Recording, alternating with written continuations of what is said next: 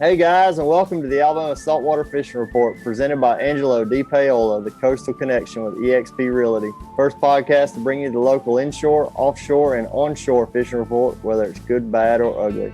I am your host today, Captain Patric Garmeson, and I am joined today with my furry, bearded friend, Captain Richard Rutland. How you doing today, buddy? Was shaking Hulse. I'm just ready to get after it. Man, speaking of rodeo, man, that thing's behind you. How many hours of sleep did you get or did you not get over the last few days?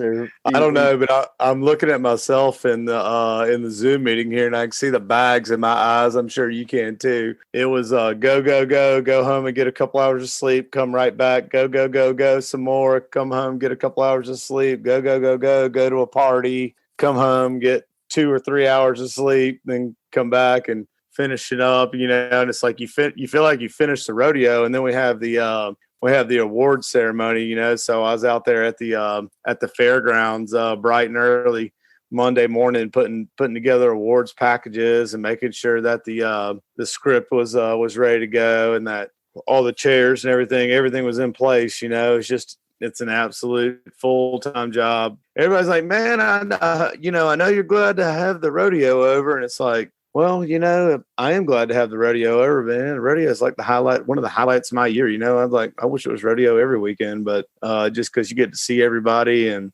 there's always like so much excitement and fun and all kinds of good stuff around the tournament. It's always a good time. It's definitely work, but it doesn't feel like work to me. I've been doing it. I guess this is my 14th year in the JCs, and I enjoy every second of it. It's has its highs and its lows, but overall, very, very fun.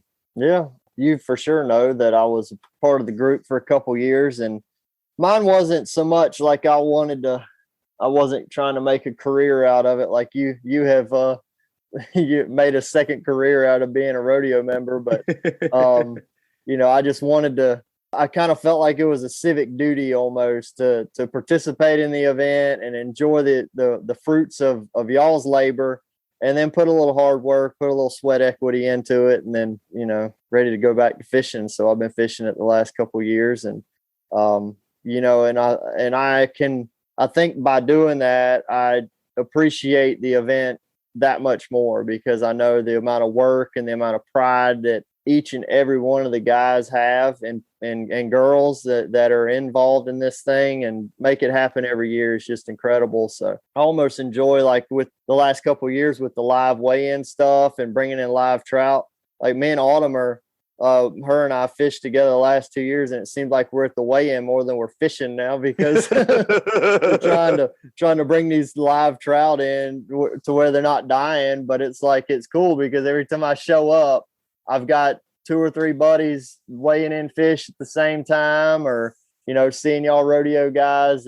It's a fun weekend. So, anybody that's listening that hasn't participated in the rodeo, you need to do it. Something you need to put on your list for next year and get involved. Yeah. One thing I'm like, as I'm starting to, I guess we'll just say age in the organization. One thing I have really come to appreciate is, you don't really think about it while you're doing the work. Like when you have a vice president position or you have a position and we're basically working all year. Basically we start about October, November, you get a timeline for your position and start going through the motions.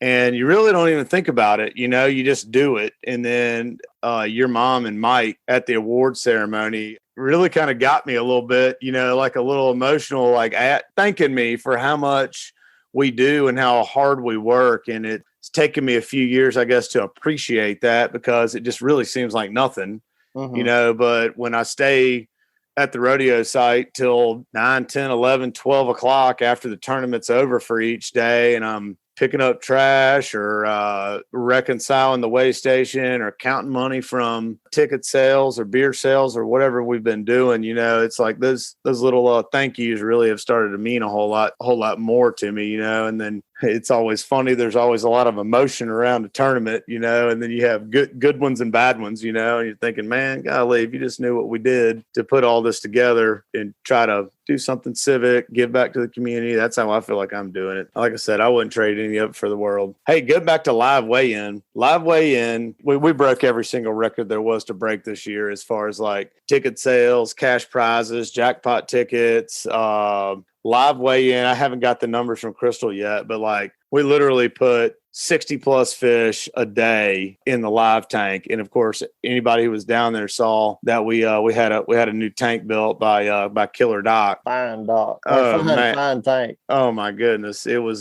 so cool, you know, and I was like kind of chuckling, you know, about the live weigh-in deal. I pioneered the live weigh-in, and we started out in 100 or 200 gallon horse troughs, you know, weighing in live fish and putting them in the tank and then tagging them and letting them go. And then we got the sheriff's flotilla dive tank that we put the fish in. And then after that, we borrowed one from Saltwater Fanatics, you know, courtesy of Justin Fadala. And then we had our own tank built. And it was so cool just to see all those fish swimming around in that real clear water. We made our own water this year and whatnot. And it was, man, it was just so gratifying. I think our spectators and anglers liked it a lot to look in there and see like 50 trout swimming around in a 900 gallon tank, you know, that's now ours, which I'm really excited about. We can call it our tank.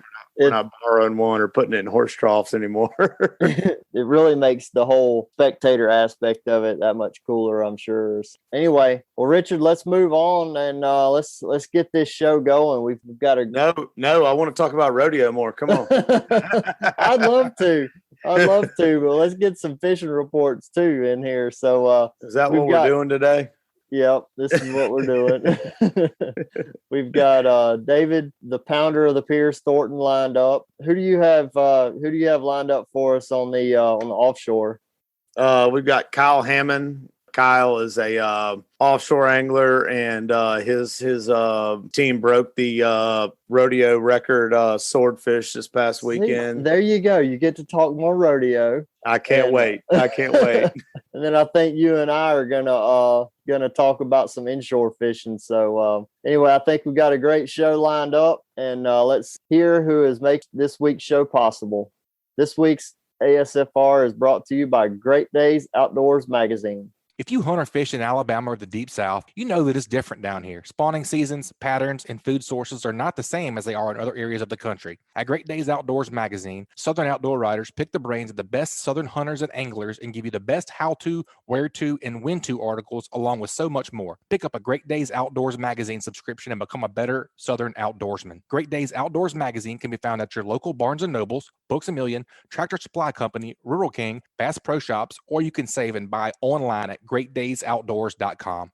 And also brought to you by Hilton's Offshore Charts. The days of heading out and blindly looking for good fishing areas are pretty much over. Don't waste time and money on fuel searching for fish. You need the most recent, highest resolution images to not only know where to go, but where not to go. The knowledge provided by today's technology is critical when planning an offshore fishing trip. Make the choice that professional captains all over the Gulf make and choose Hilton's Real-Time Navigator. The easy-to-use interface and excellent customer service will have you on the fish every time you go. Check them out at hiltonsoffshore.com. All right, gonna bring on David, the Pier Pounder Thornton. How are you doing, David? I'm great, Richard. How about y'all? Yeah, we can't complain. We've been rodeoing so far. We're interested to hear a onshore beach report. Sounds like there's you guys have been up against some conditions that have been making some beach fishing tough. I know that the great brain, the engineer that you are, that you've figured out something. So tell us about it. Yeah, my conclusion was not to worry about it this year. No, but I tip my hat to the people that did, and yeah, pompano, is one category that people can really contend with during the rodeo, from year to year. And I knew this year was going to be especially challenging because we've had just 2 months of contending with this now July grass, what people are just calling summer grass nowadays. Changed the name, huh? Yeah, I guess they'll have to change the name, because here we are in late July and we're still, it's in some places it's really, really bad. But then other beaches, it's cleared up. I did have the opportunity to fish in Orange Beach this week and found a nice clear beach. We didn't have any problems at all with grass getting on our lines, very little at all. And even though it was a pretty choppy morning and all, it was still relatively clear water and good conditions for surf fish, and caught a nice mess of whiting and nothing else. But we really weren't targeting much of anything else either, except throwing some lures, mainly to target bluefish. There's been some fine bluefish caught along the beaches. You know, that's one way that people have been getting around this grass issue. You know, instead of just thinking on that one level of bottom fishing, one way of getting around it is throwing spoons. And what we were doing was throwing bubble rigs, and caught some nice Spanish mackerel right off the beach. And so I thought that was a nice bonus. And the folks that I was fishing with, they took those to a restaurant and had them cooked up, and, you know, so they were really tickled with that. So cool. One thing I would like for you to give us just a little bit of an explanation is that we're hearing about this June grass, now summer grass. It's my understanding it's kind of like an algae or something that typically is on the bottom, and then the surf comes through and breaks it up, and then you have a mess on top, bottom, and throughout the water column. Is that am I understanding correctly on what that is? Yeah, you are. It's a free floating algae. You know, it's not rooted in the bottom or anything. When it's not agitated, it tends to settle in the bottom, in the trough, mainly between the beach and the longshore sandbar. But any kind of depression, it'll, you know, so if on a clear day, sunny day, when the water's clear, you'll see these dark green patches, or dark, maybe even black patches on the bottom. And what those are these dense mats of this grass that have settled into a depression. And in the bay, the similar situation would be, you know, the detritus that floats down the river and kind of collects sometimes along the shoreline. You'll see it'll be like a long stretch. And as this stuff settles into a depression, it creates a real dense mat. And when it dies and starts to decay, the bacteria eats up the oxygen in the water, and it can create these, you know, even some dead zones with low oxygen in places. And the fish tend to avoid that immediate area. Around the edges, sometimes fish will use it to, you know, hide in from predators temporarily, but I don't think they like swimming through it. It gets, you know, it's like it can get caught in their mouth or gills or cover their eyes, and they tend to move away from those kind of areas. The predatory fish like bluefish and Spanish mackerel will cruise around on top of it, and they're looking for prey items like, you know, little mullet or anchovies or something like that they can press up to the surface and feed on. And at the same time, you're seeing maybe gulls and terns and even ospreys that are diving into those areas, you know. And so that was a good tip off that maybe this is a more productive area than one where you would ordinarily try to bottom fish or something like that. So there's still plenty of opportunities for throwing plugs and stuff like that. Even, you know, some places are totally clear, like Dauphin Island. I don't see any problems there with it, but like Fort Morgan Peninsula and places, it's just practically unfishable for bottom fishermen, and it's quite a hassle even for people who are throwing lures, because they're continually having to clear this algae off their line, and you know, it'd get anything like a leader knot, or sometimes just crossing the line, it'll get caught on, and then you'll reel up a big wad of it. It'll get caught in the guides, so it can mess up, you know, your fishing on several different levels.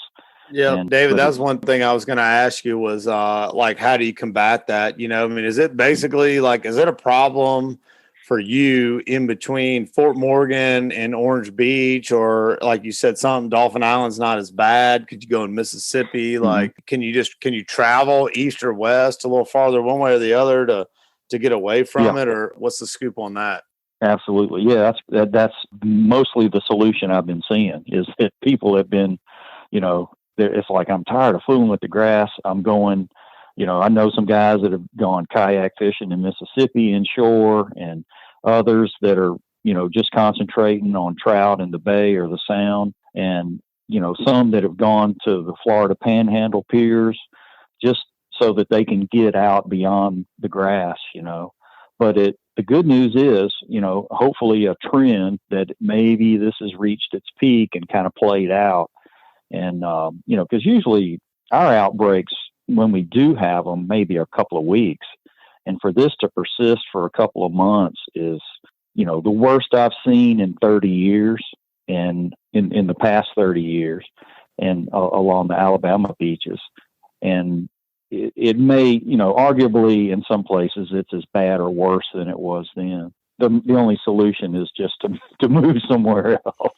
Well, David, let's talk a little bit about what are some ways a Gulf Shores or Orange Beach, Alabama angler can go to the shore or to the pier. What are some good things that they could be thinking about, like say on this upcoming weekend, as far as targets and kind of some expectations there?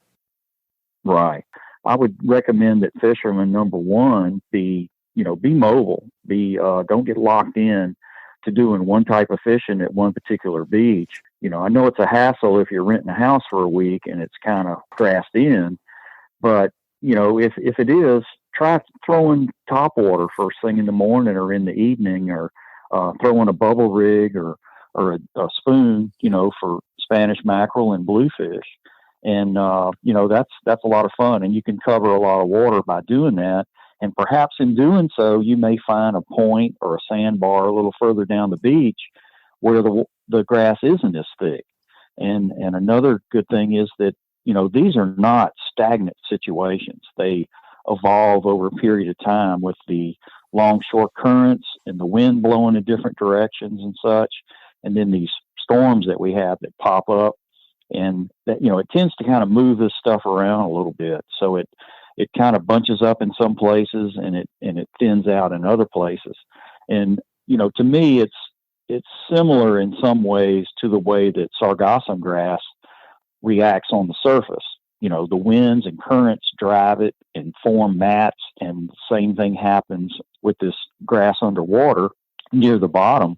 If we have these stagnant periods like we did during the neap tide last week, it tends to kind of mat up. And then when we get the stronger tide flow, and especially a predominant current like we have now from the southwest, it tends to kind of move this stuff in a particular direction. And, so you start to see patterns, and you can tell and almost predict where it's going to be better than other places. So that in couple with watching the weather, watching which you have to anyway, with this summertime pattern, you got to watch the radar. And, I'm glad I've got one of those apps that kind of beeps at me and it says rain in 15 or 20 minutes. And it helped us the other day. We had to get off the beach, 7 a.m. because there was a thunder shower coming. And so we went under cover for about a half hour, and it blew through, and we went back out on the beach and had a great time. And the same thing happens on the pier sometimes. And you just have to kind of wait those periods out. And the grass situation is the same way. Just because it's grassy in a place one day doesn't mean it will be the next day or even later in the same day. If the wind is blowing it around, and quite often you can observe this on the pier. You'll see a particular pattern to the grass where it is settled into those depressions. And so it kind of helps you read the depth of the water, and you can tell where the fish might break up. The other day when I was out there were some very distinctly clear areas where it was much easier to fish, and there was very little suspended algae that would get caught on your line. And that I noticed that more fishermen tended to gravitate into those areas almost instinctively to get away from, getting hung up with it so if you've got polarized glasses and a hat that kind of shields your eyes and you can see into the water a little better, it'll help you avoid those areas. And the same from the beach.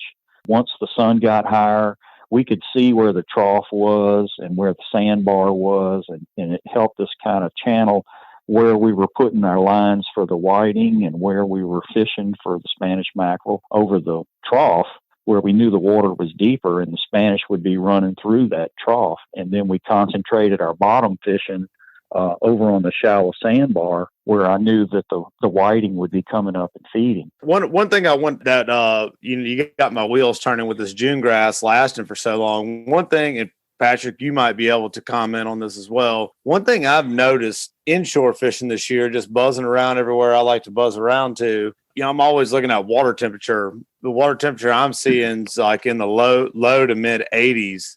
And a lot of times by the time we hit July, it's almost pegging the high 80s, if not 90s sometimes. You think that has something to do with that, or you think it's more the freshwater aspect? Or Patrick, are you seeing the same thing? I was thinking the exact same thing on water temperature, because of all the years I've been guiding, I've never seen 83, 84 degree water temperatures like as your average throughout the whole month of July, and that's pretty much what I've seen.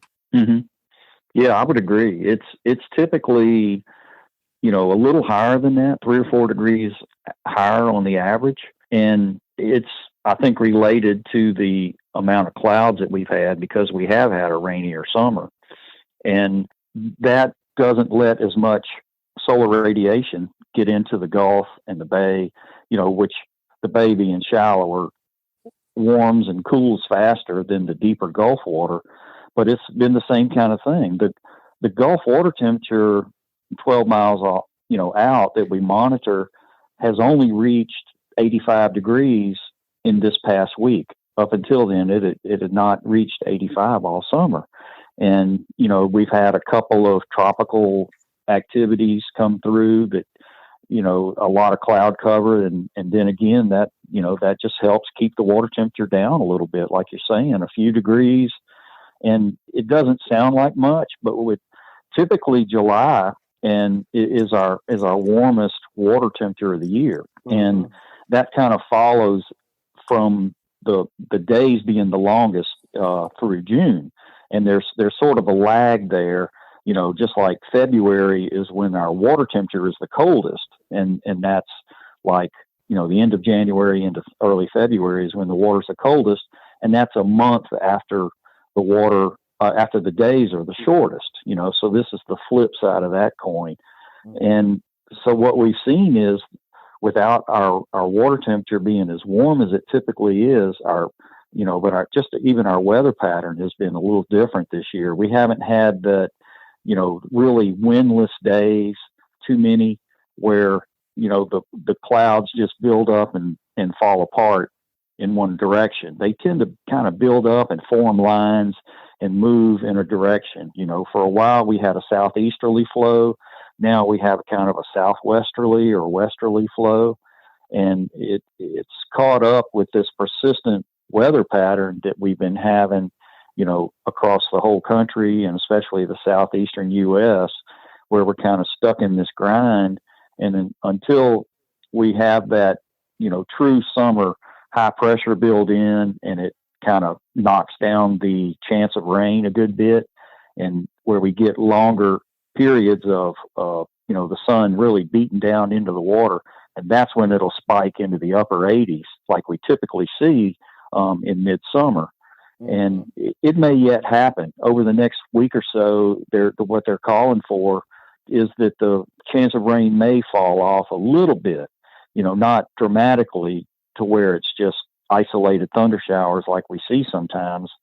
But, the difference between 30-40% chance of rain and 40-60% is that the amount of cloud cover that we see can, maybe make a change in 2 or 3 degrees difference in the water temperature. That's a good point. I really didn't think I was going to have to put sunscreen on today, but I did. Oh, yeah.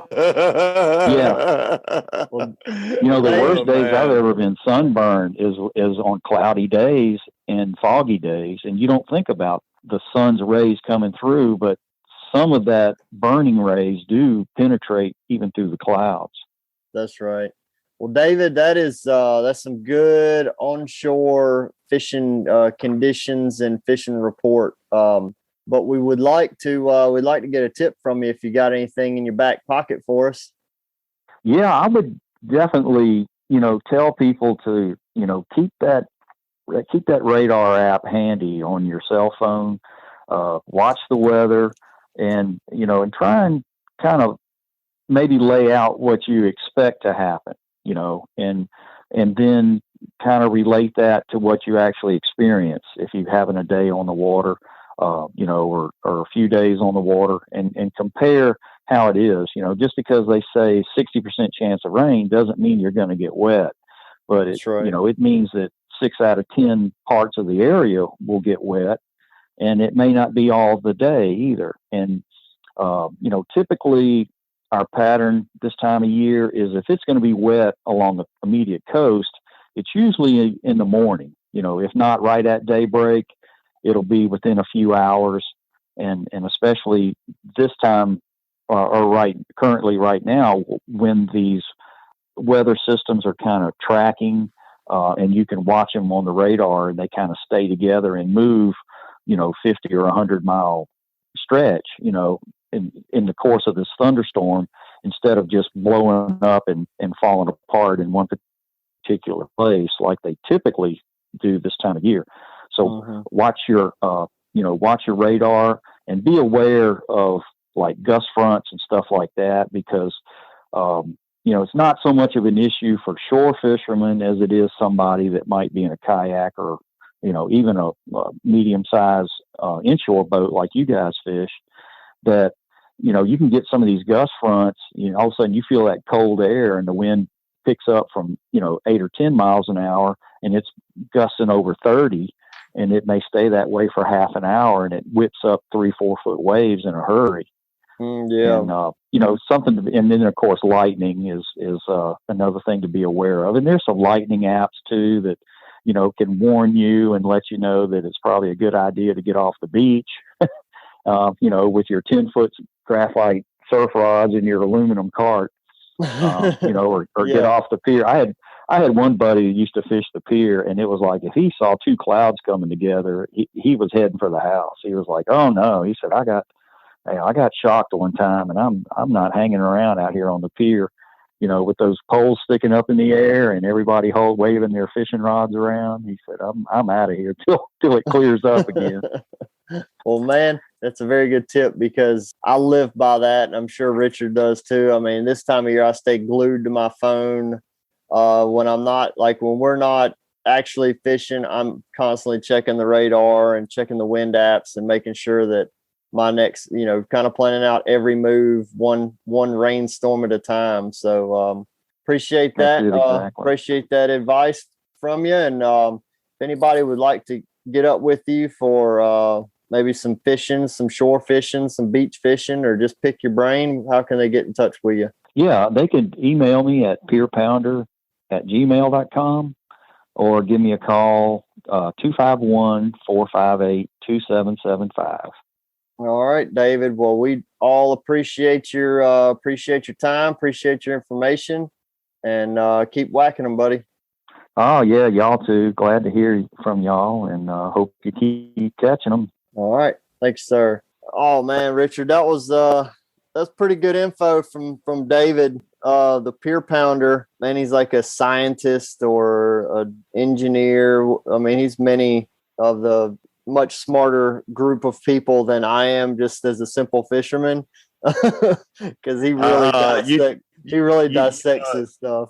Oh yeah, you took the words out of my mouth when you said scientist, because he really is like you said, scientist, engineer, or whatever. Like I'd love to look at his logbooks, because I know there's like all kinds of ridiculous details in there, that help him hone into what he's doing.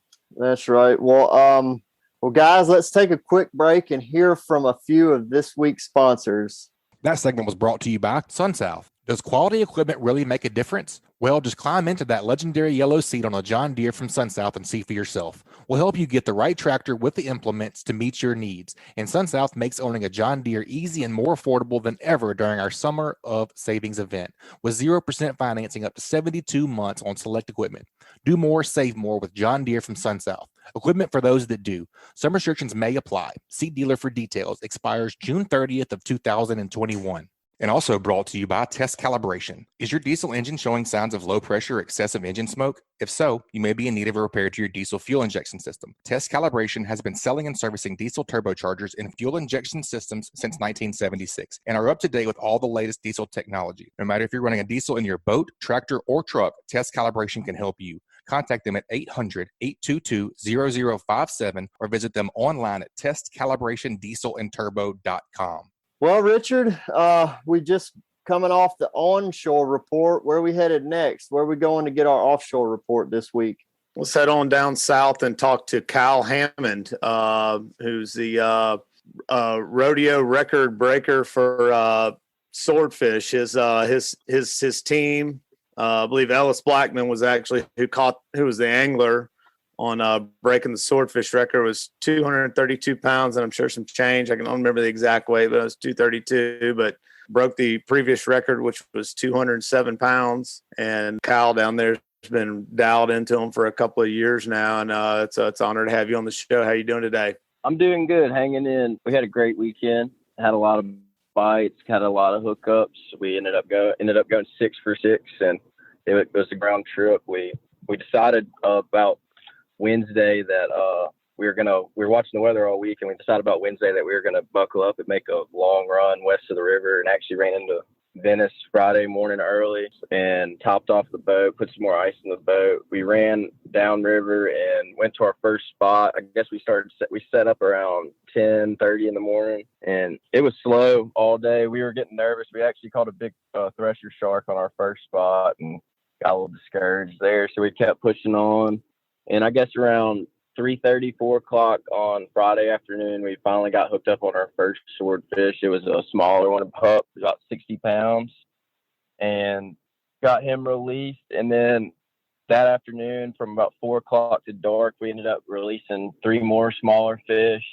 So we were in a little better mood then. We actually found some fish, and but all those fish in that area seemed to be pretty small. So we kept pushing on later that night and got set up for some nighttime fishing, actually released another smaller, about 80, 90 pounder that night. And honestly, that was probably the fastest swordfish release I ever had. My buddy David Garstick, he was on the rod, and I think we had him to the boat and hooked out and everything probably 3 minutes after getting tied on him. Wow.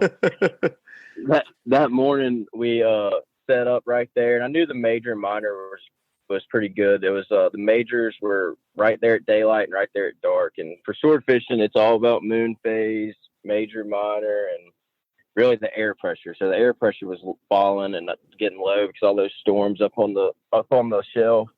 So we were feeling pretty confident. And first drop that morning, we hooked up, and I was actually on the rod, and the fish ended up being about 145, 150 pounds, and we put them in the boat and got set up on another drift right there. And that second drop on that spot, we got down to the bottom, popped our release weight off. I mean, as soon as my buddy popped that weight off, that fish hit. It was an instant bite, and I knew it was a good one just by the way he bit, and that rod really doubled over. So he got my buddy in stand-up gear on the fish.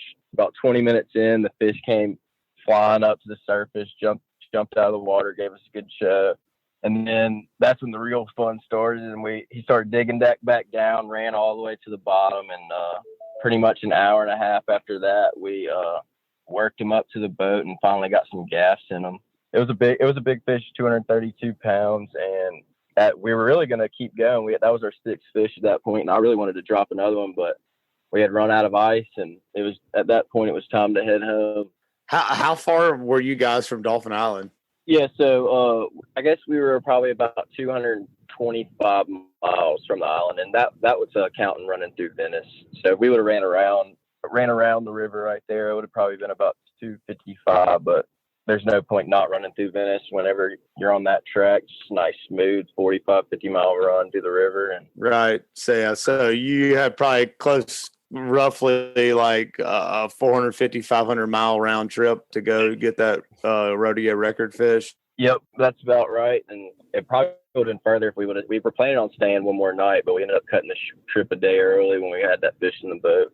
Yep, I would have too, man. That was a good one. I strung that fish up and hoisted it out of your boat, and it was an incredible fish. It's so funny, like Patrick can relate to this, like like with speckled trout or redfish, like the same 22-inch or 26-inch redfish or speckled trout, weighs like 3 different weights out of 3 different areas. You know what I mean? Because you can catch them and they're like skinny and they have no belly whatsoever, no girth. And then you move over to another area where I don't know. I know I definitely see it with red fishing where you get you start catching these fish that are like around oyster shells or marsh grass or stuff like that. In the Mississippi Sound, they're like super skinny, and then you find the fish that are like up around grass, around fresh water and stuff, and they're like another 2 pounds bigger or something, and especially if they're around pogies.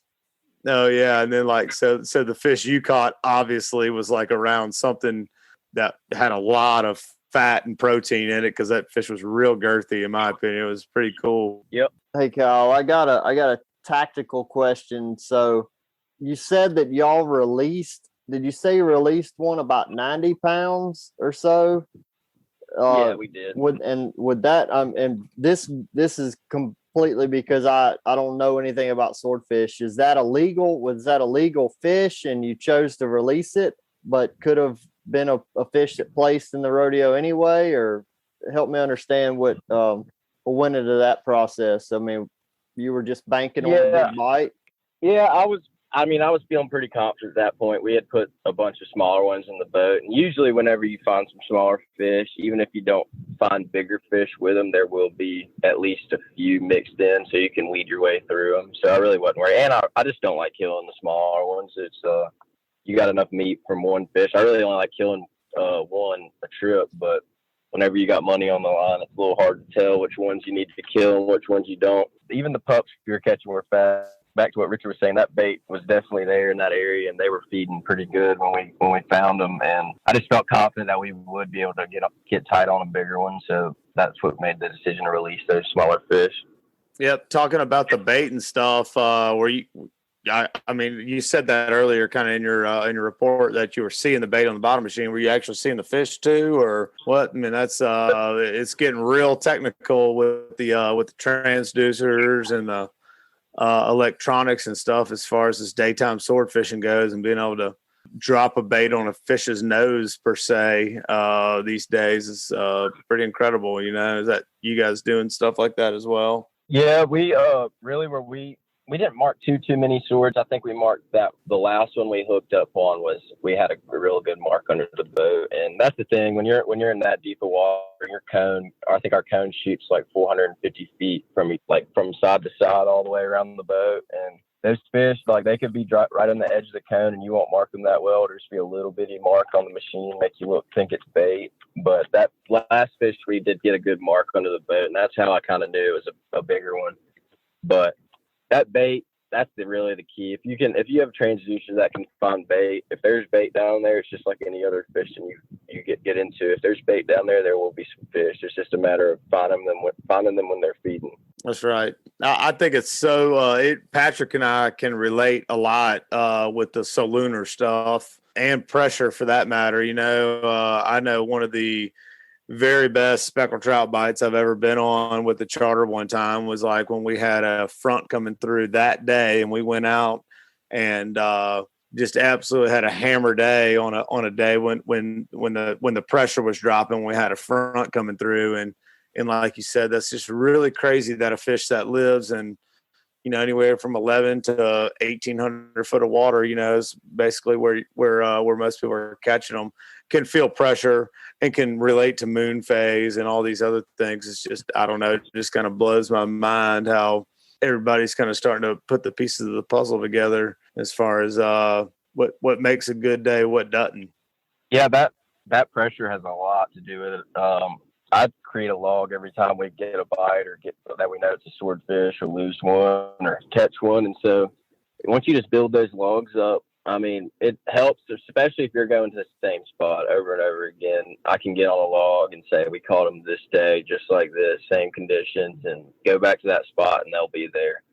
But it's when you're going to a new area like that, you try to just find the right conditions and go off your logs a little bit, but it's kind of blind fishing. You got to figure them out. Every spot can be different. Sometimes they don't want to cooperate certain spots. Sometimes you'll mark so much bait that the fish just don't want to eat what you have in front of them because there's so much other things down there to eat.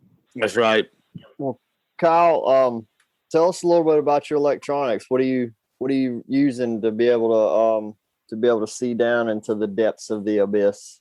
We're running the Airmar R599LM. It's a 3 kilowatt chirp transducer, and it's paired up to a Garmin GSD 26 sounder module, and it's incredible, really. Once it's a little bit different than your regular bottom machine, just because it's so strong that you have to really get used to what you're looking at and how to run it, and your settings got to be pretty good. And even different bottoms. If I'm fishing a mud bottom, I'll run a slightly different setting than a hard bottom because the returns will be better off the hard bottom than the mud. But it really is an eye opener. You can look down on that bottom and really pick out what's down there.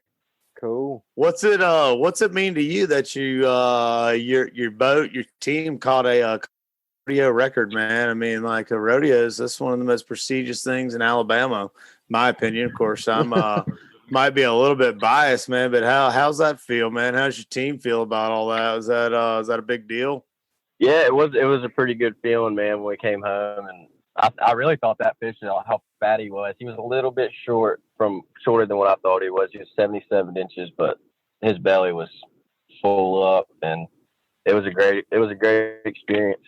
I was super proud of y'all, man. You and your team are probably one of the, I'll just go ahead and say it, probably one of the youngest teams I've ever seen, jump off a boat with a fish like that. It was just absolutely mind blowing to me. There's usually, somebody with some gray hair behind the wheel, bringing in a rodeo record, man. So I was stoked for you guys. It's kind of cool. You guys are the next generation coming on up, and bunch of contenders on there. I love it, man. That was freaking awesome. I'm so proud of y'all. I appreciate that. Yeah, the Ellis is actually the oldest kid on the boat. He's 22 years old. So.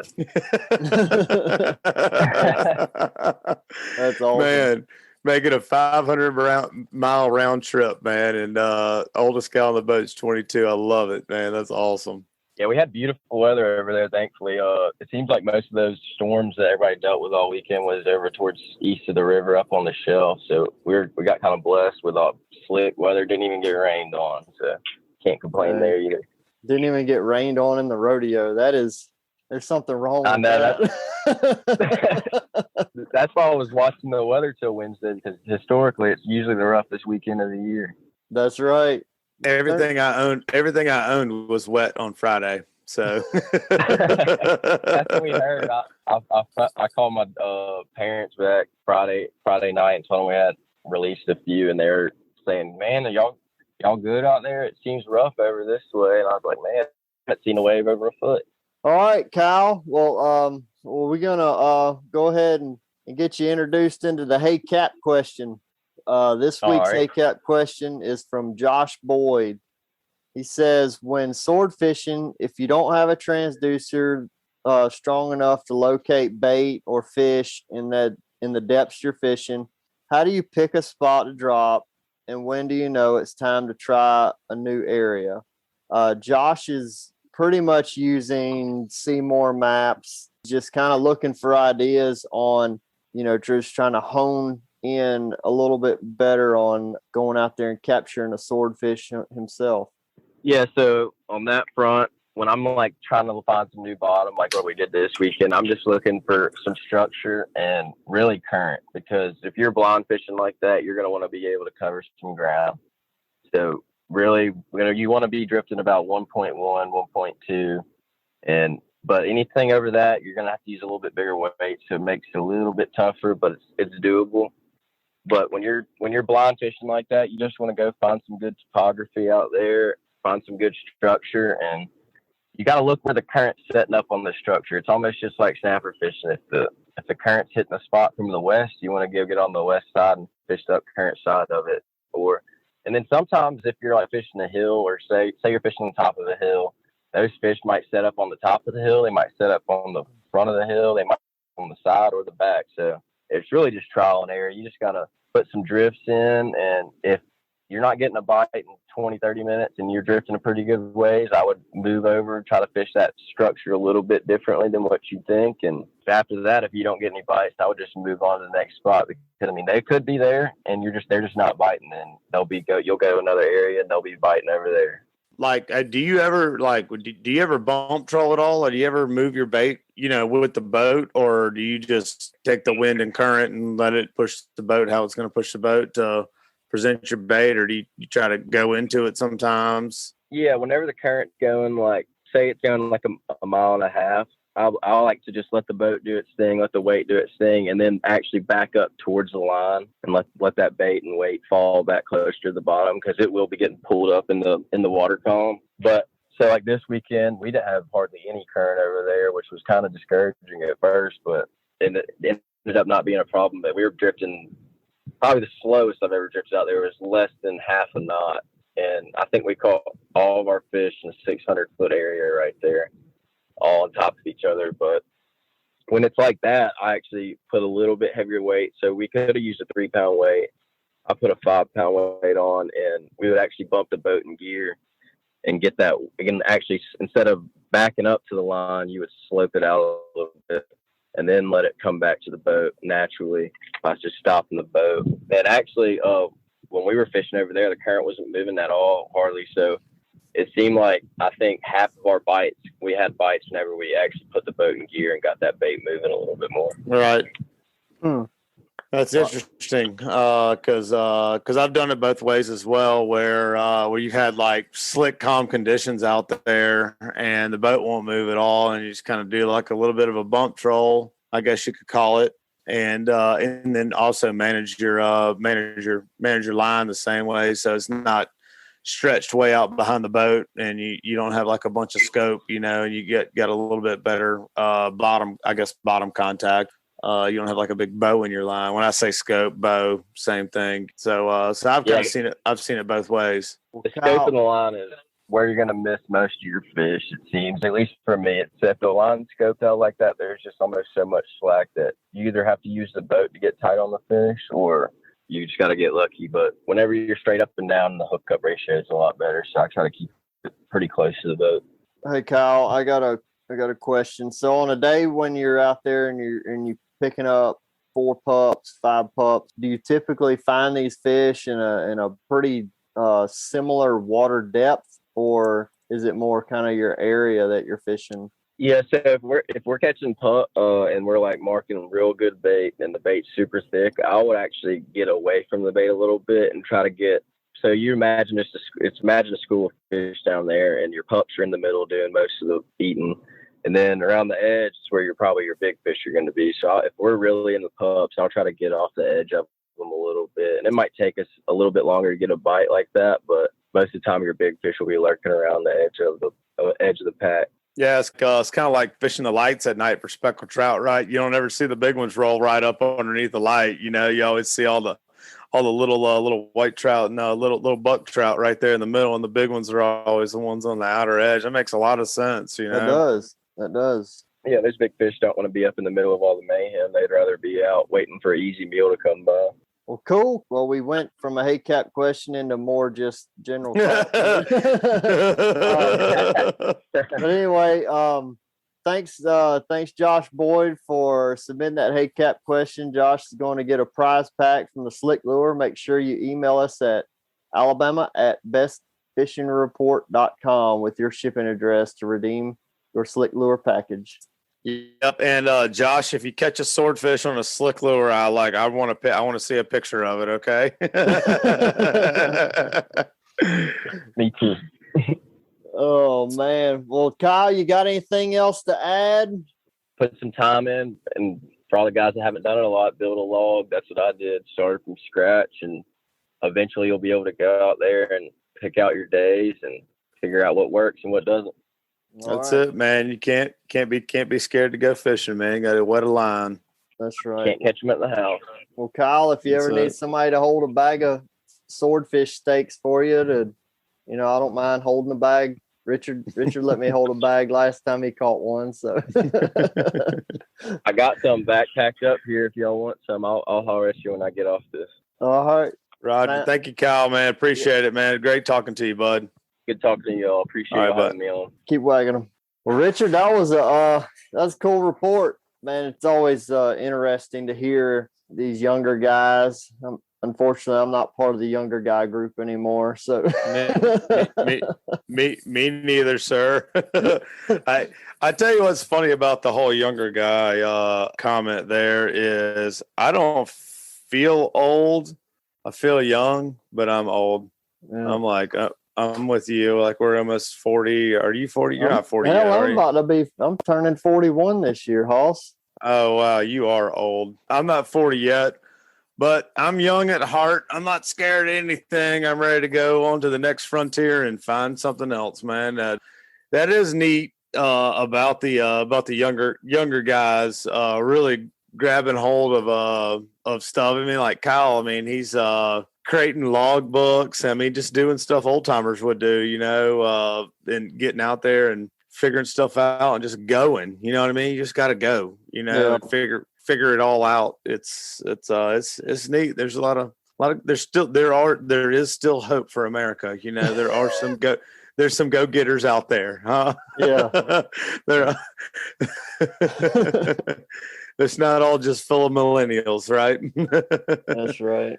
Sorry if I offended anybody with my millennial comment there, but whatever, Richard. We're good. Let's see. So this report was brought to you by Bucks Island. Bucks Island. They have new pontoon boats, bass boats, bow riders, and aluminum boats for sale. They provide boat service on all kinds of boats, even if they weren't purchased from Bucks. Visit them at 4500 Highway 77 in Southside, Alabama, or give them a call at 256-442-2588.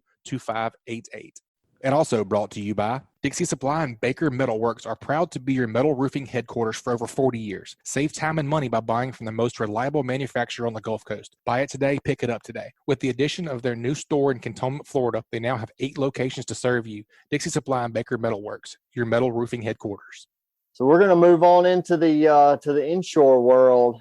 It's just me and you, bro. What do you want to where you want to start? What you been doing? You been cobia fishing or something? No, I'm just always dreaming about swordfish. Man, it's for me, it's been great.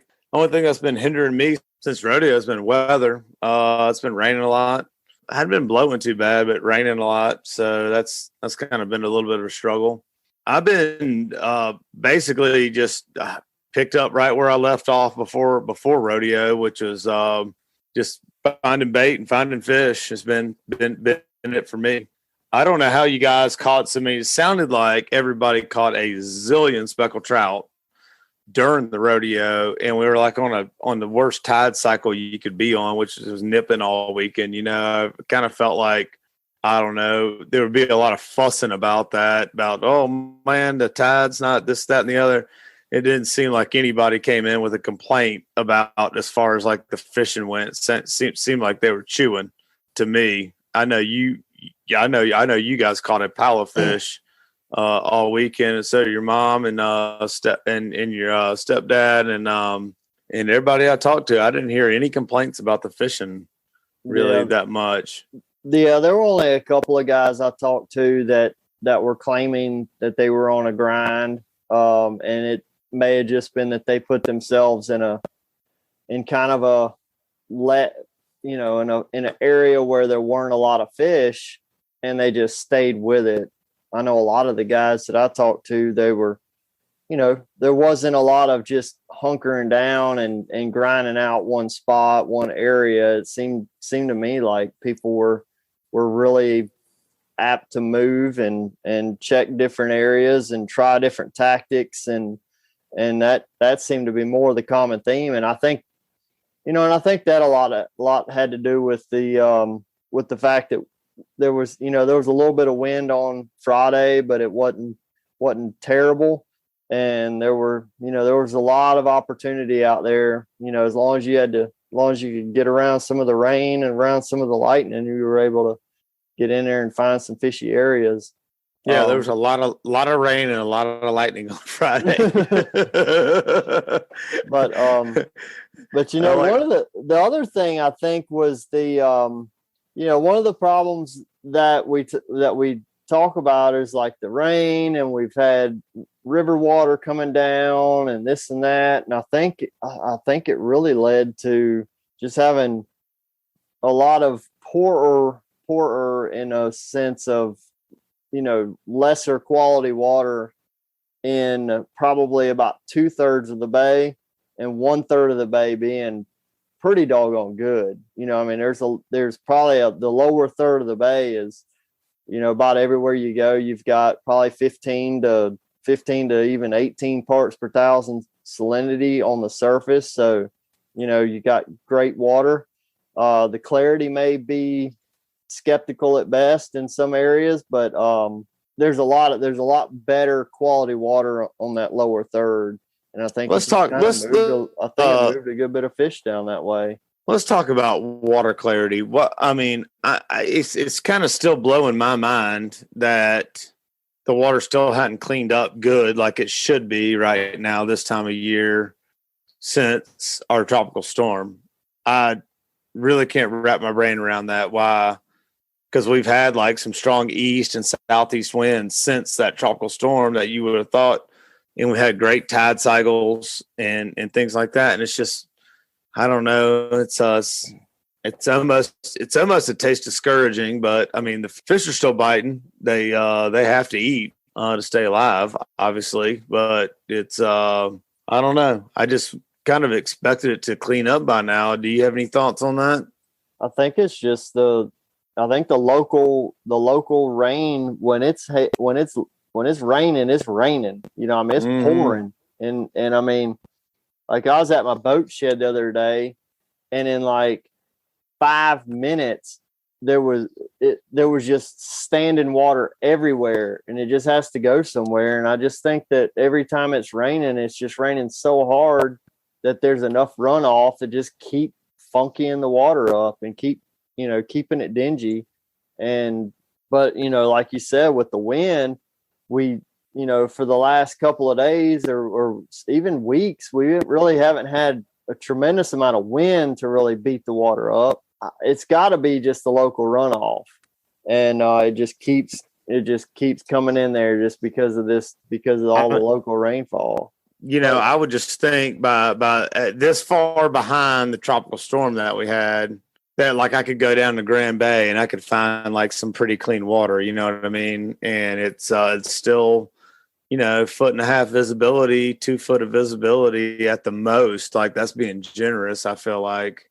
Run around in the lower bay today, there were some streaks of cleaner water, but I'm still seeing some of that brown stuff kind of right around the ship channel that's coming down. And it's like, golly, man, I know it's got to be discouraging for a lot of folks, that are out there fishing. But if I had to, I'm discouraged about it, but I'm still finding fish. I just want it to be pretty and clean, like it's supposed to be in July and in August, But but you know what? There's so many years where we've had it where it got hot and and the rain was less, and we've got 4 foot of visibility in the lower part of the bay, and we're complaining about the bite not being there. It's like, man, water's so pretty, man. Why aren't the fish biting?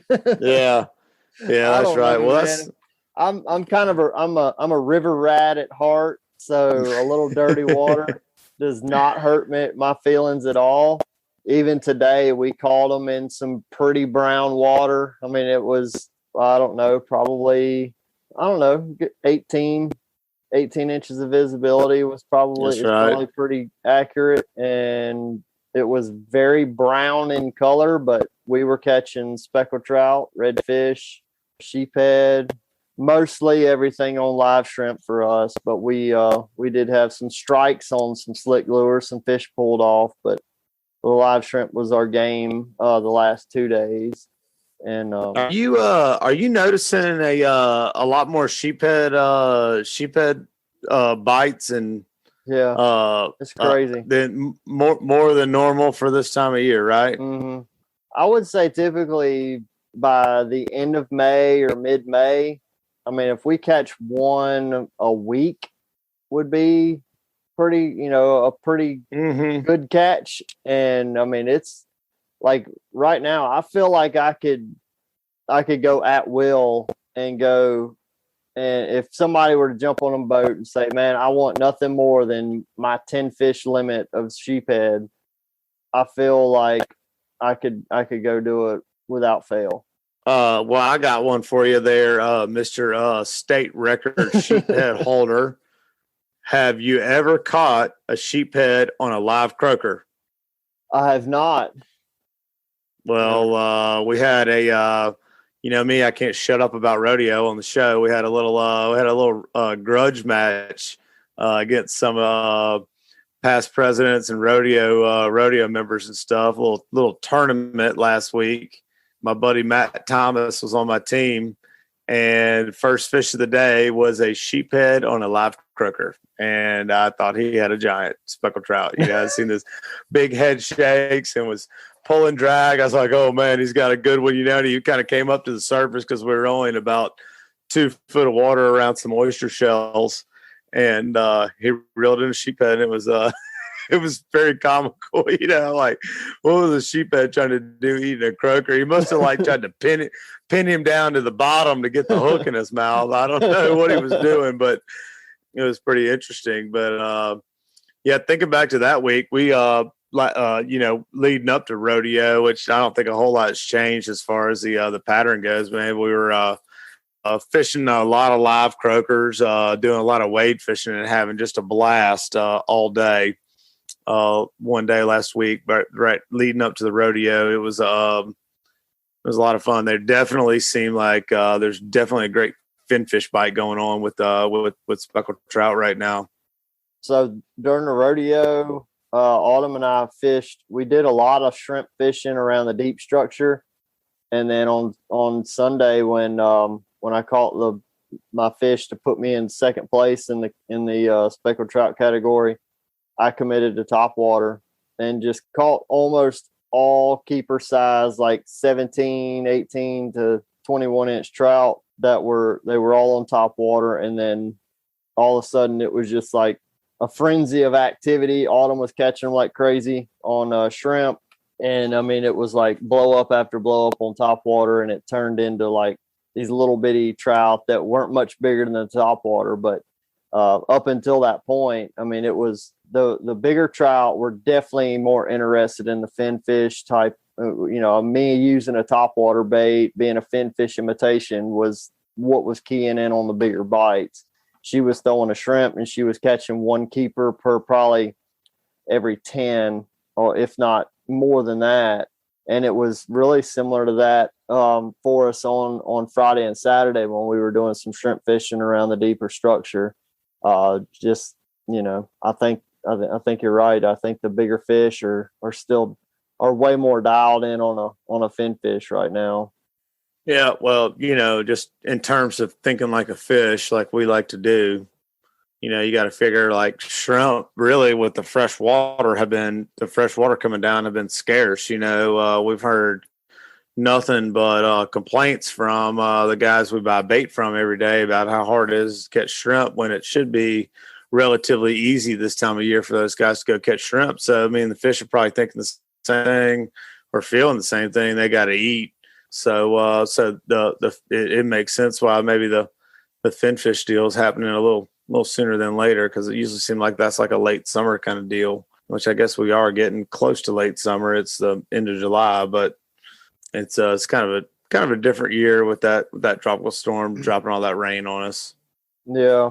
I still can't get over our water temperatures being 83, 84. I mean, the highest I've seen is 86, like in several weeks. It's just been fun, man. I mean, like we can, despite the water quality still kind of sketchy in a lot of the areas. I mean, there's still redfish opportunities, sheephead opportunities, speckled trout.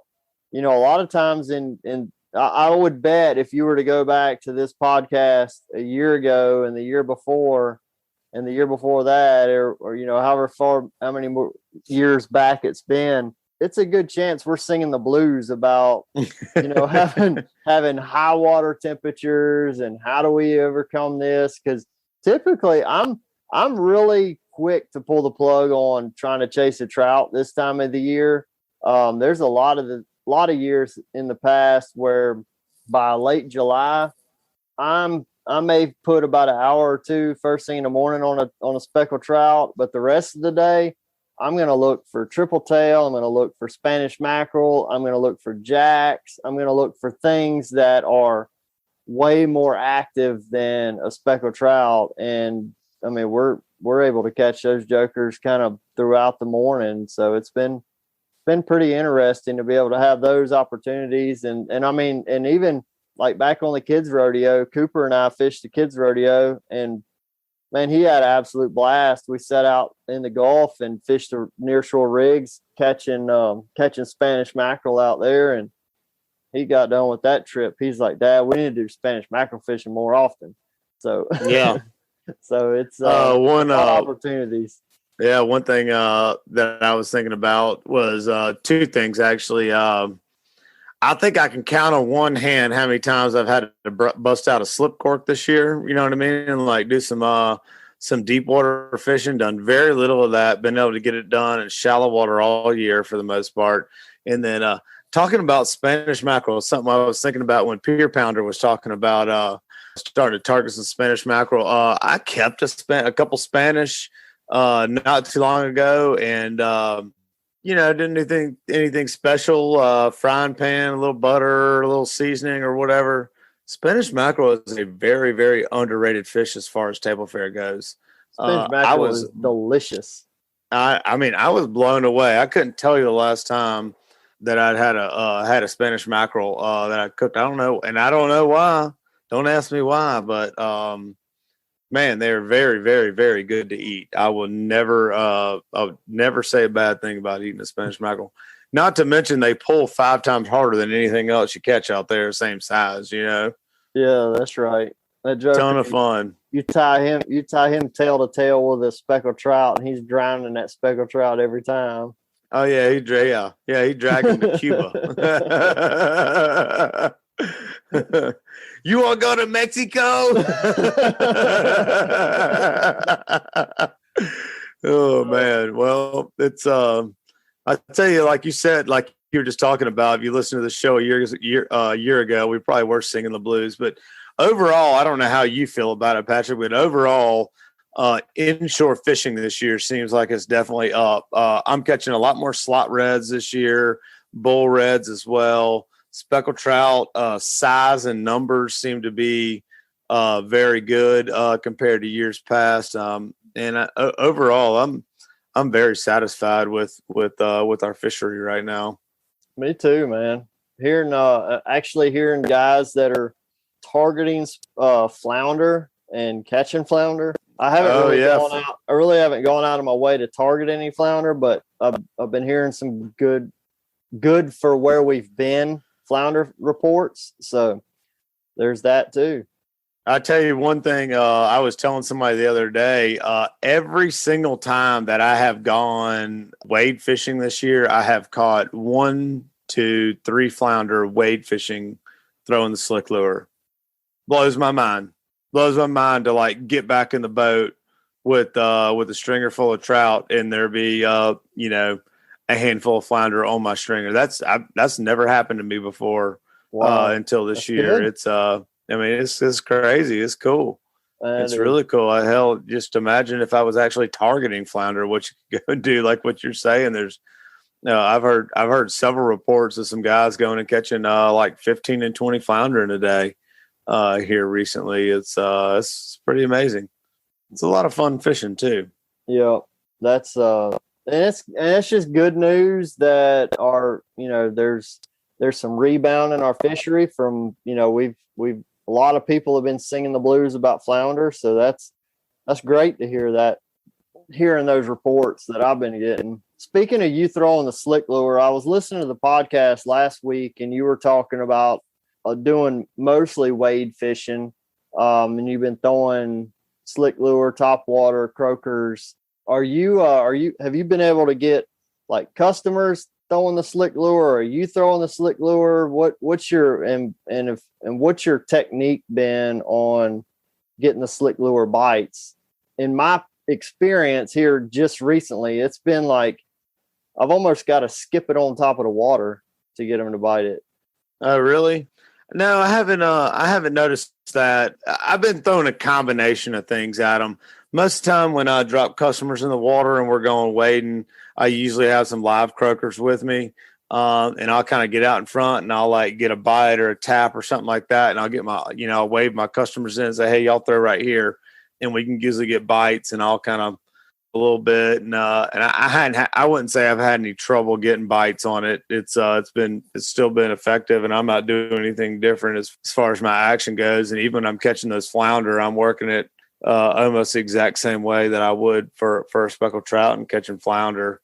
The hot colors for me lately have been cool beans, has been far and none the best color. And even in this dirty water too, but that just always blows my mind. You can throw what I would consider a clear water lure in dirty water and have success. I don't get it. I'm not asking any questions, just we'll keep throwing it. But the Bayou Blues has been real good, and of course the old faithful Beat Cat's been producing for me as well. But cool. That's been it, man. But the croaker bite, we got on a great croaker bite last week, man. And golly, that's so much fun. Just feel that thump from the trout. Kind of drop your rod tip, let him chew on it a little bit, and wind up and set the hook. Golly, man, that croaker fishing is a lot of fun. It's almost addicting, like kind of like I am about these, dreaming that I was Cal Hammond and I could go sword fishing all the time. It's a lot of fun. Well, what about tell me more about the croaker fishing when you're wade fishing. Are you just putting a hook on that croaker and slinging them out there? You put a split shot, an egg sinker, Carolina rig. What's your setup? Most of the time I like using like a spinning rod, like longer spinning rod, at least 7.6 most of the time. And I use 15-pound braid and about a 20-pound fluorocarbon leader, about 4 to 6 foot long, whatever I pull off. And I like that setup because you can make a good long cast with that. Use a much softer rod than I would for an artificial. I don't feel like I can effectively throw a slick lure and a croaker with the same rod. I need one or the other. I like something soft so the rod loads up when you go to throw it, get a nice long cast. But I just do a free line, no weight, no swivel, no nothing. I just tie it right to a Owner SSW 2-aught is the size that I like. And I like to nose hook them. Don't go through both lips, just go straight through their top lip, right through their nose. I always kind of tell my customers when I'm teaching them how to hook them, make sure you get a little bit of bone so that you can really put some pressure on that thing when you're throwing it and get it on out away from you. Once I throw it out there, like if I've got a fresh one I just grabbed out of the bait bucket, I'll kind of let him do his thing for a little bit. If he swims away from me, I'll flip the bail over and let him swim away from me a little bit. But once they kind of slow down a little bit, I'll almost work them back to me just a little bit. I'm not twitching it along like a lure by any means, but I'm keeping the tension on it and I'm keeping him swimming kind of towards me. One thing I always kind of chuckle about, I always tell everybody when we get in the water and we're croaker fishing, like, hey, keep your rod tip high. I almost keep my rod tip when I'm wading with croakers. I almost keep it pointed like at 12 o'clock, straight above my head.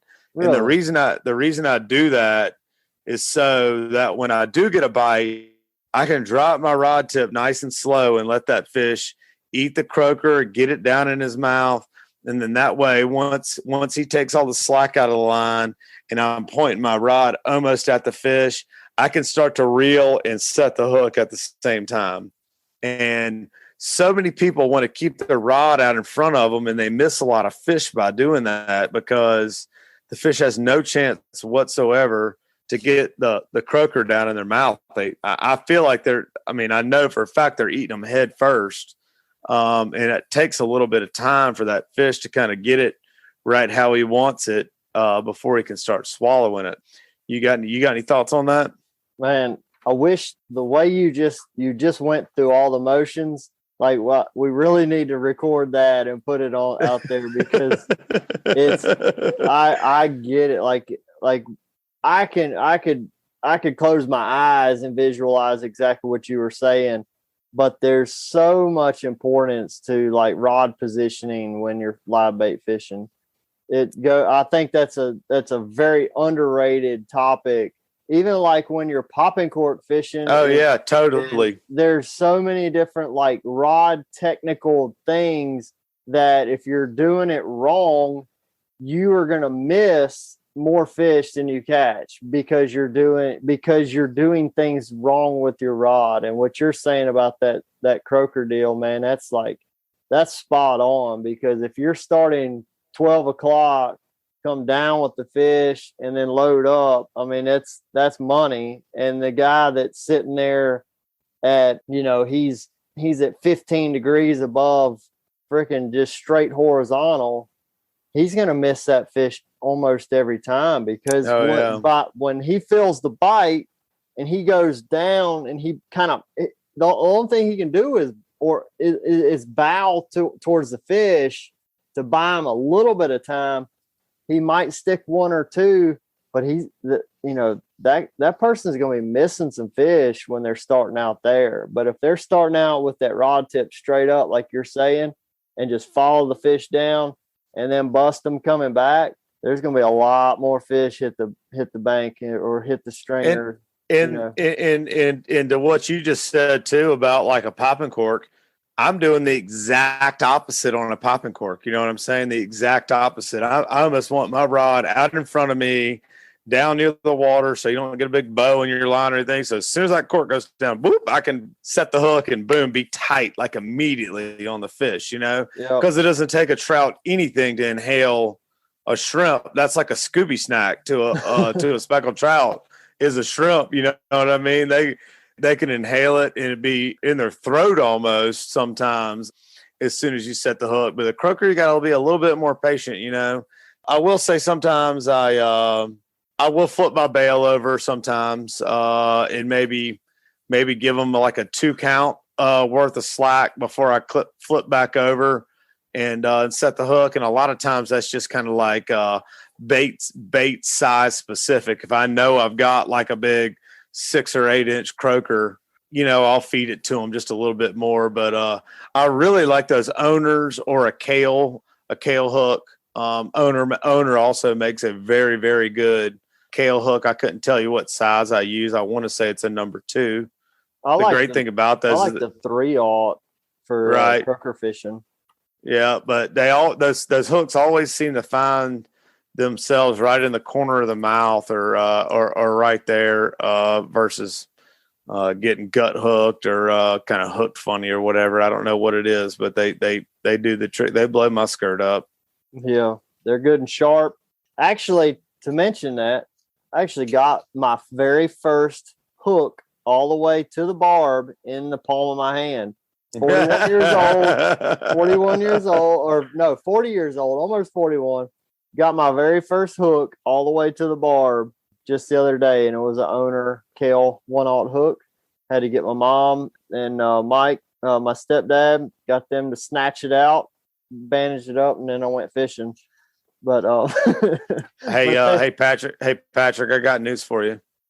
You're not trying hard enough if that's your first time, man. Seriously, that's my first time. I've been good at avoiding it. Well, Richard, you got anything else to add to the inshore report? Man, the only other thing I want to say that maybe added to some of my success, particularly last week, not so much this week because we've been having weather and stuff like that. But I've been pulling a shrimp net a fair amount and catching my own bait. That's been interesting. Bait's been hard to come by. We've been alluding to all, for the past 2 months, and it's really been a home run for me. Being able to get good fresh bait. Hadn't been like through a bait shop, where a bait guy goes and pulls his net and then puts it in his bait tank and then transfers it to another bait tank, which gets transferred to a bucket, which gets transferred to my live well, and then to a shrimp. You cut down a lot of those steps there. Man, I went one afternoon and I caught enough shrimp on about 5 drags one afternoon to last me 3 days. And I kept it alive for 3 days in my boat. That's awesome. It went a long way, and I really didn't spend that much time doing it or that much effort. It was pretty seamless.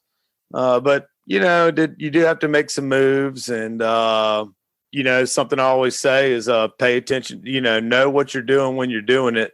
That particular afternoon, I paid attention to how fast I was dragging, the water depth I was in, things like that, and killed it. And like I said, I had more bait than I knew what to do with, and it lasted me several trips. Even the croakers did great.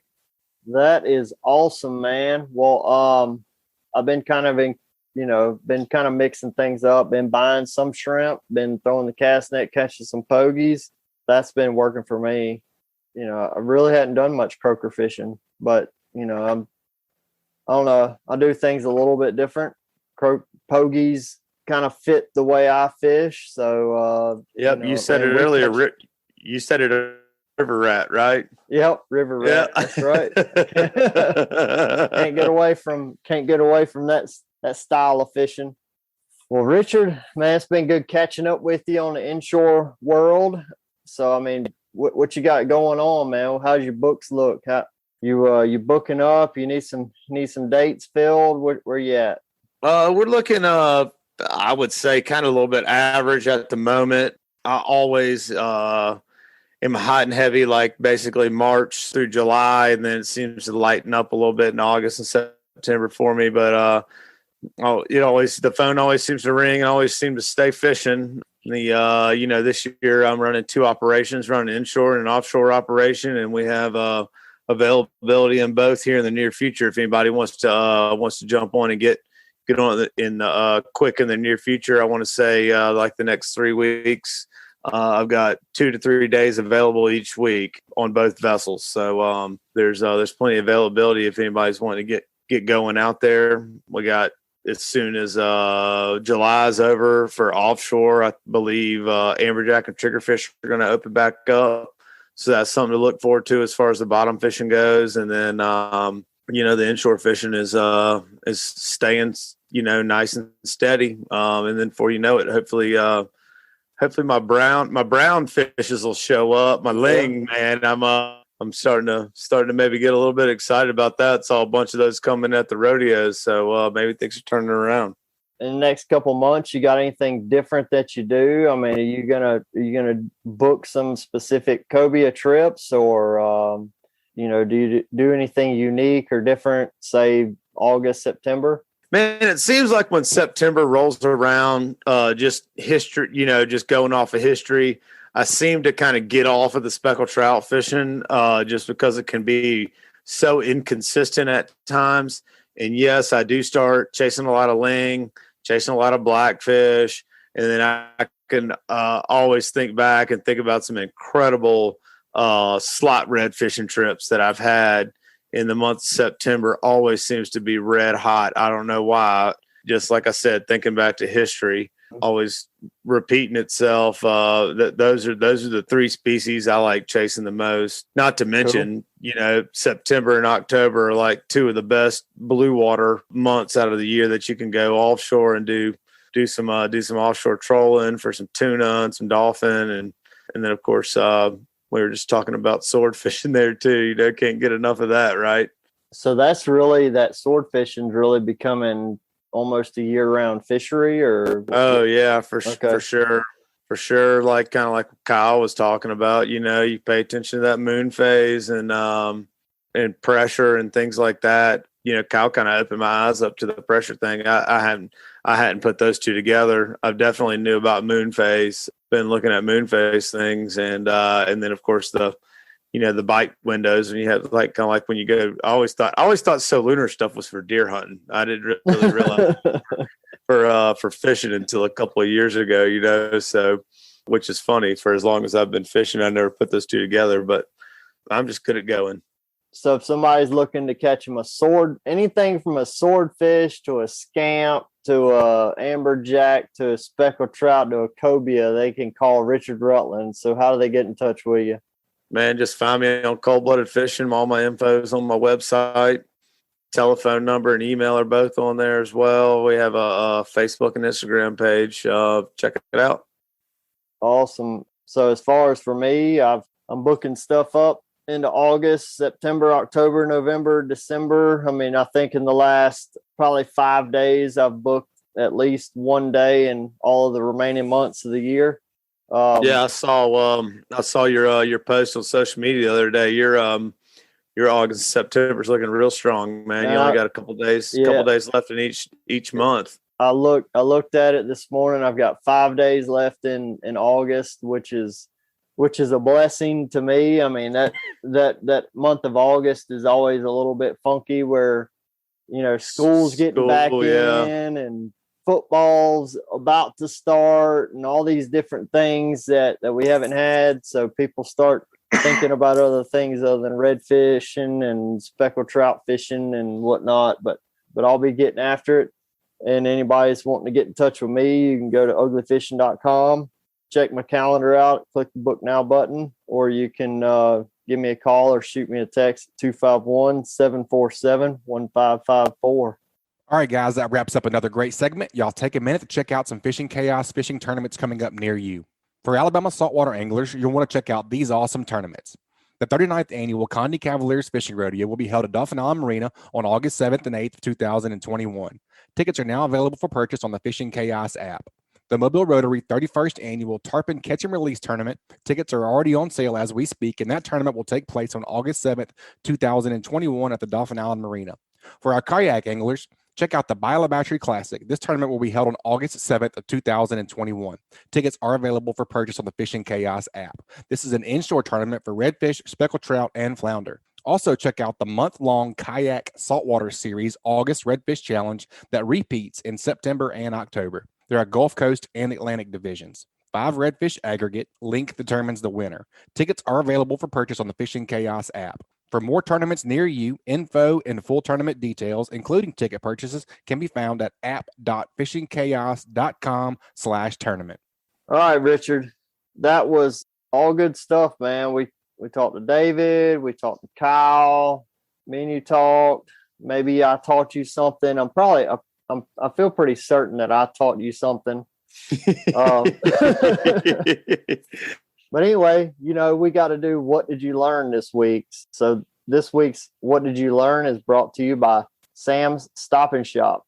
Sam's Stop and Shop is your one-stop shop located at 27122 Canal Road in Orange Beach, Alabama. Sam's has a little bit of everything, including a deli, inshore, offshore, and surf fishing tackle. They also have bait, clothing, groceries, name brand sunglasses, and so much more. Stop by and shop or call them at 251-981-4245 today. And also brought to you by Alabama Marine Resources Division. The Alabama Marine Resources Division reminds all recreational anglers who harvest gray triggerfish, greater amberjack, or red snapper that their catch must be reported through Snapper Check. This includes vessels, kayaks, and shore anglers who possess any of these reef fish. Reporting is mandatory and must be done prior to landing fish in Alabama, regardless of where the fish were caught. Anglers can report to Snapper Check online at outdooralabama.com or through the official Outdoor AL app. For more information about Snapper Check or any of the 2021 fishing seasons, please visit outdooralabama.com. So what'd you learn, Richard? First and foremost, with having Kyle Hammond on, I'm just absolutely blown away that his plan for the Alabama Deep Sea Fishing Rodeo, like probably as far as fishing tournaments go, are one of our most prestigious events in the state. decided to go to a brand new place and try a brand new thing, and went and had, I mean, the most success you could have with breaking a rodeo record in the swordfish category. And man, I just tell you, it just takes a lot of balls to do something like that, in my opinion. You know what I mean? You gotta just make your mind up. Hey, I'm going. His whole team was against him, it sounded like, you know, and he had a little something tickling him that said, hey, I need to go do this, and he went and did it. And man, I'll tell you what, and I've said it on this show 100 times if I hadn't said it once, you know, fishing is a feeling, man. You get a feeling about something, you've got to trust that gut. You know what I mean? And that's a very good example of that. I really thoroughly enjoyed that story, and it just like I said, proves my point that it's a feeling and you got to trust it, and whatever it tells you, you know what I mean, right or wrong, you learn from it every time. Yeah. So that was a fantastic story. And the part that I even asked him about was, you know, throwing back the 90 pounder that you and I talked about. It's like, you know, the rodeo can always throw a surprise in there as to, hey, maybe nobody shows up with a fish. And here this guy just drove all the way to the outer boundaries, or, you know, the edge of the boundaries of the rodeo, and throws a fish back that is a potential winner if no one else shows up with a fish or something. So that's right. Crazy that he was like, no, I'm on the fish, and it's going to get better from here. That was that's pretty cool.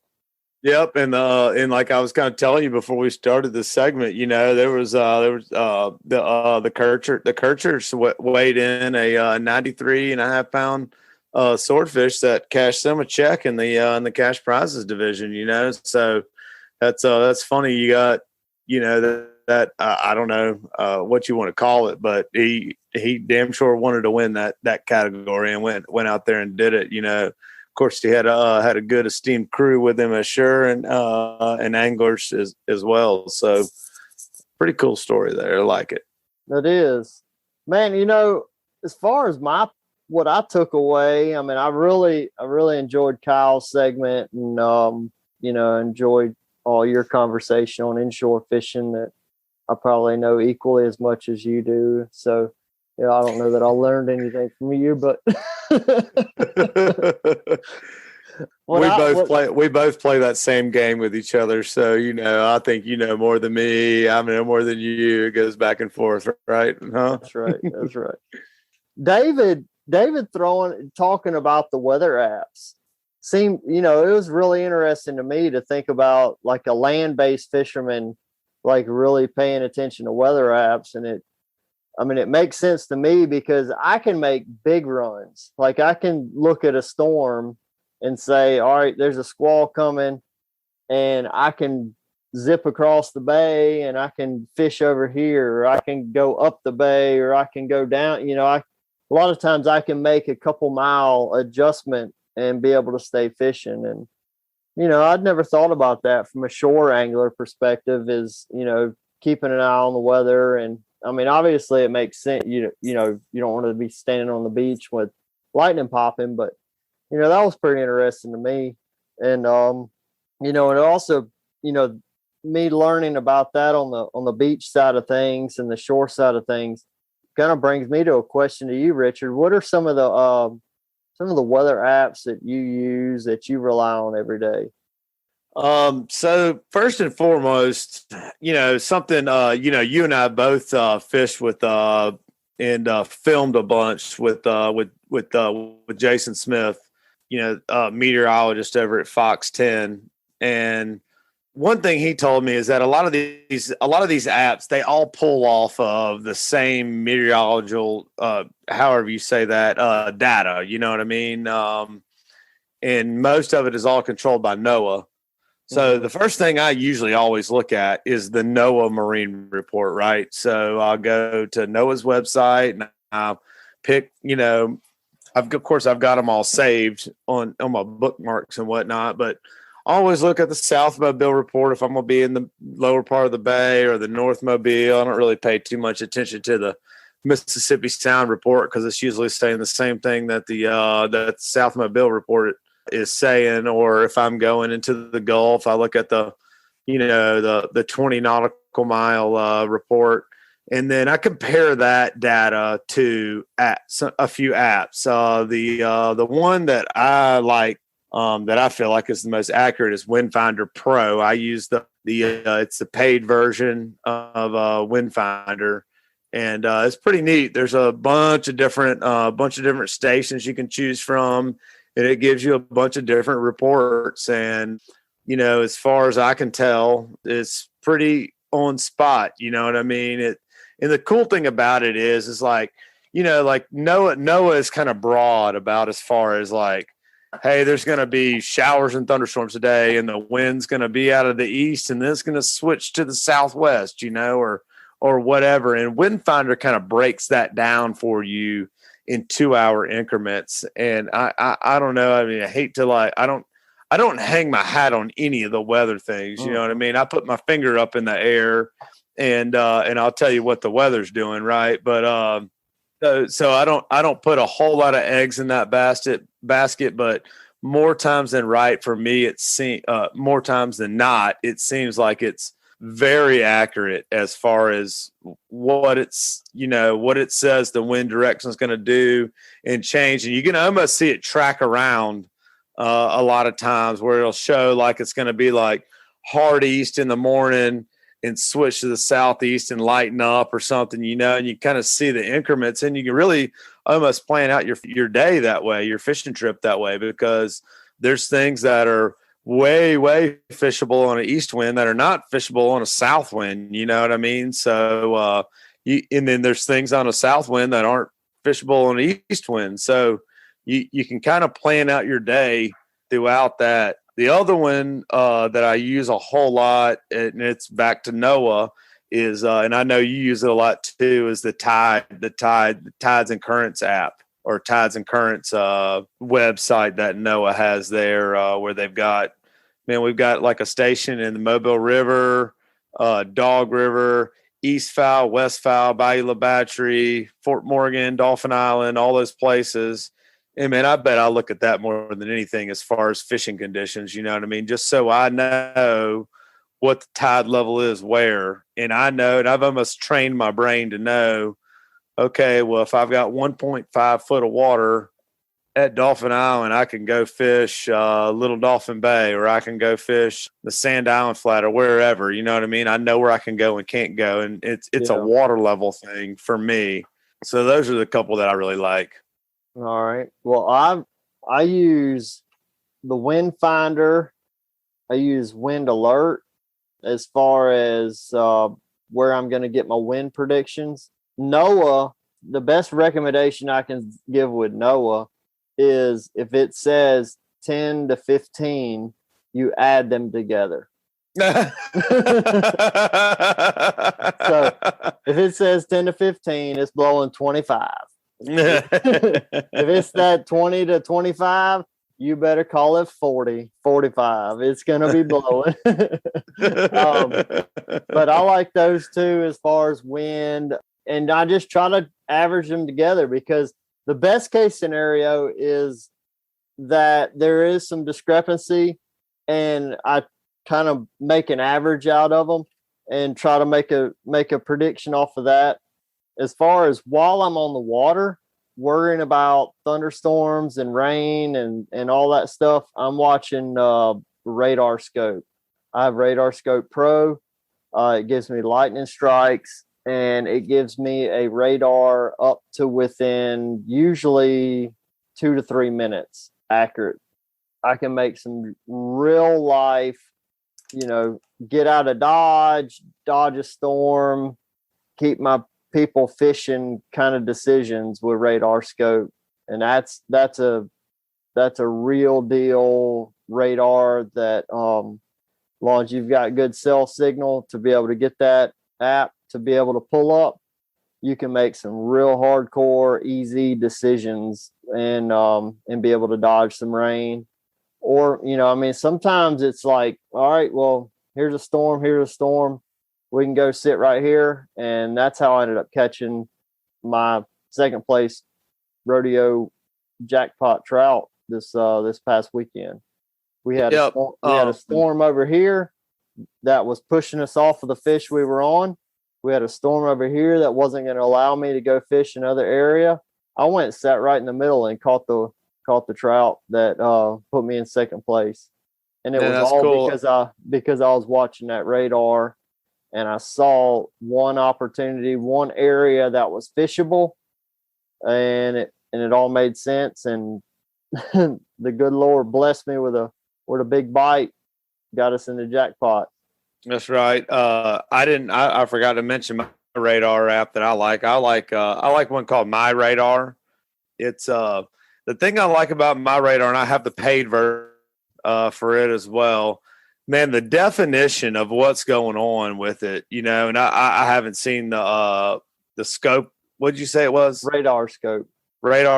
I haven't seen radar scope. Next time we're sitting underneath the pavilion somewhere, hiding from the rain, I'll have to check it out.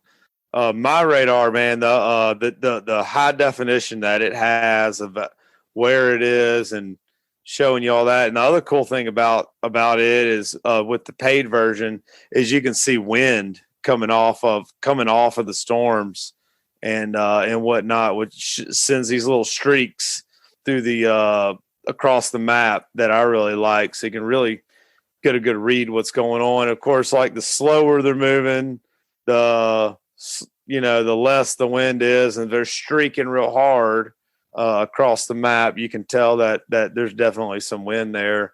Because, for instance, yesterday there was a bunch of thunderstorms out in the Gulf all around, and I had my captain Brady running our offshore boat, and he was like, "Man, I don't know what to think about offshore this afternoon." And he's like, "The wind's coming from all different directions at every buoy you look at offshore." And sure enough, I looked at my radar, and you could see this one little storm pushing through the Gulf, and there's wind. Just looks like it's like flowering off of the thunderstorm. And sure enough, that's exactly what was going on. And so it's kind of neat. You can really understand what a storm's doing with that. So it's I love all our tools. I tell you, half the time I want to take my phone and throw it in the water when I'm out there fishing and my phone's ringing, because all I want to do is be fishing. But it is a very nice, useful tool to have your phone out there to be able to make good decisions with about as far as, having a successful day. Yes, sir. Well, Richard, I think it's about time to wrap this thing up, bro. Man, I'm waiting on you. Where you at? All right, man. I've enjoyed recording with you, but it's time to wrap it up. All right, folks, that's going to wrap it up this week. Subscribe, rate, and review wherever you listen to podcasts. If you'd like us to email you this podcast, just text fishing to 314-665-1767. Again, just text fishing to 314-665-1767. Subscribe to our email list, and we'll send you the new show each week. This week's Alabama Saltwater Fishing Report was brought to you by Coastal Conservation Association of Alabama. Check them out at ccaalabama.org. And also brought to you by Photonis Defense PD Pro Ultra Light Ultra Compact Night Vision Systems. Simply the best in-class night vision systems ever built. Contact them at photonisdefense.com to learn more. Photonis Defense, Masters of Darkness. Also brought to you by Foster Contracting, Fortified Roofing Pros. Did you know you could save up to 40% on your homeowner's insurance with a fortified roof? Learn more at fortifiedroofingpros.com or call them at 251-973-9999. And also brought to you by B&M Pole Company.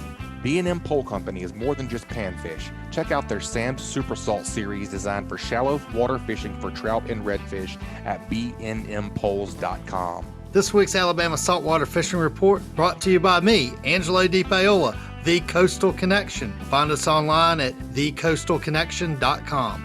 And also brought to you by KillerDock. KillerDock uses marine-grade aluminum to make fabulous fish cleaning tables and stunning canopies that will keep us out of the sun. KillerDock combines durability, function, and design to uniquely upgrade your entire dock experience. Visit KillerDock.com to see more.